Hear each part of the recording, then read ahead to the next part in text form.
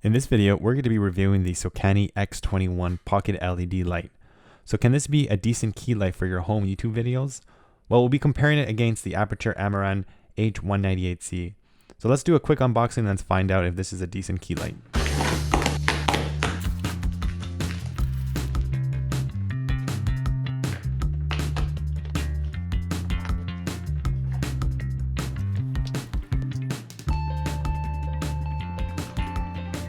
As you can see, they include a lot of accessories such as a quality swivel cold shoe mount, different color gels, a white and warm magnetic diffuser, and a carrying case.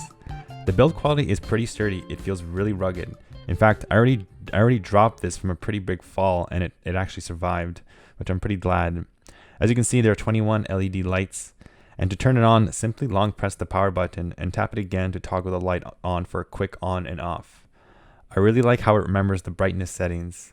Changing the brightness is also really easy by using the plus or minus buttons, and you can see the current percentage thanks to the much needed LED percentage indicator.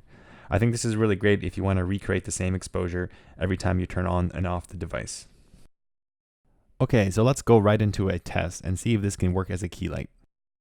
Okay, so this is without any light. This is just using the ambient indoor light, and right now my exposure is very dark, so you can't really see me very well. I'm not very well exposed. And then I obviously turn on the X21 SOKANI. This is with the SOKANI X21 light at 100% brightness.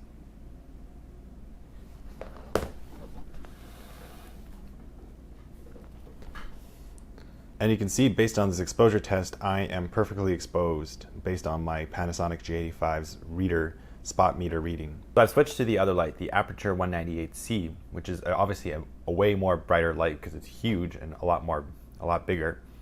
And right now it's set to max brightness, and you can tell I am very blown out exposure. My exposure spot meter is way out of whack. So I'm going to dial this down and compare it to the SOKANI X21 and get a similar type of brightness from this light. So obviously the SOKANI cannot output as much light as this light, but let's see how it compares apples to apples. So right now I dialed down the 198C Aputure light to kind of a medium brightness to match the max output of the SOKANI X21 max brightness. So the SOKANI was set to 100%, this one is set much lower so that they have the same spot meter reading here. So yeah, so right now they're about the same. So right now you can compare what it looks like with the Aputure light in comparison to the SOKANI X21. And they're both using around 5500 Kelvin. So you get a sense of what the color reproduction looks like when it's cast on a particular subject. And I'm using the SOKANI X21 at 100%, 5500 Kelvin around the ambient light. I hope this gave you a good comparison between a pocket-sized LED light and a much bigger LED light.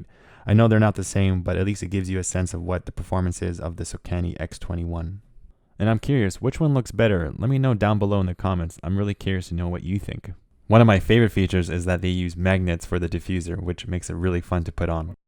So one of the most frustrating user experiences I had when using the Aputure Amaran 198C is that I have to use the dial to get the specific type of brightness I want.